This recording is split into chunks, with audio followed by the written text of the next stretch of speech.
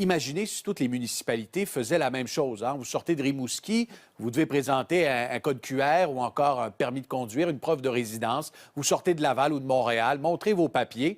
Comprenez que cette mesure-là soulève de la grogne et de l'inquiétude chez plusieurs citoyens aux îles. Si vous refusez, par exemple, de montrer votre permis de conduire en disant « je sors de la municipalité », bien, vous allez recevoir une amende. Oui, eh bien, il y a une menace de procédure, en fait, de frais juridiques. Si un citoyen refuse de s'identifier à la sortie, une vérification qui serait faite par un agent de vérification, à ce qu'on sait. Mais c'est du jamais vu, là, de devoir présenter une preuve de résidence pour sortir de sa propre municipalité au Québec et au Canada. Bon, pour les gens ayant une résidence aux îles, c'est totalement aberrant, là, à mon avis, de devoir présenter cette preuve de résidence-là. Je pense que c'est un débat que tous les Québécois et tous les Canadiens devraient prendre part parce que la municipalité des îles n'est pas différente juridiquement d'une autre municipalité au Québec, hein, qui ont toutes leurs propres défis budgétaires. Personne n'aura envie, comme vous avez dit, de devoir payer pour circuler entre Montréal et Québec d'ici quelques années.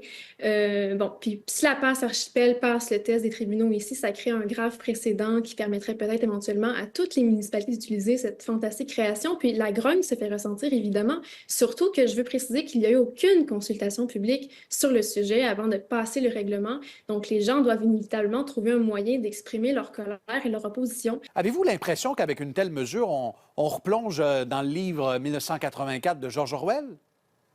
Ah, certainement, pour moi, c'est dystopique de devoir s'identifier comme ça pour se déplacer, surtout que je l'ai entendu souvent faire la comparaison avec le pont de la Confédération. Juridiquement, c'est incomparable, là. On paye pour une infrastructure quand on circule sur le pont de la Confédération, tandis qu'ici, on essaye de charger aux gens pour circuler librement sur un territoire de leur propre pays. Donc, c'est du jamais vu à travers le monde. C'est une dérive totale. La question, est-ce que ça causera un précédent? Est-ce que d'autres municipalités pourraient éventuellement imposer une taxe aux touristes qui arrivent et contrôler les citoyens, leurs propres citoyens qui sortent des municipalités? Effectivement, c'est un débat qui risque de faire jaser, pas seulement dans votre coin de pays, mais un peu partout. Chanie Thériault, je le rappelle, vous êtes aubergiste à Cap-aux-Meules et je vous remercie de nous avoir donné votre point de vue ce soir. Okay, d'accord, je voudrais passer. Est-ce que je peux ajouter un commentaire? Bien entendu.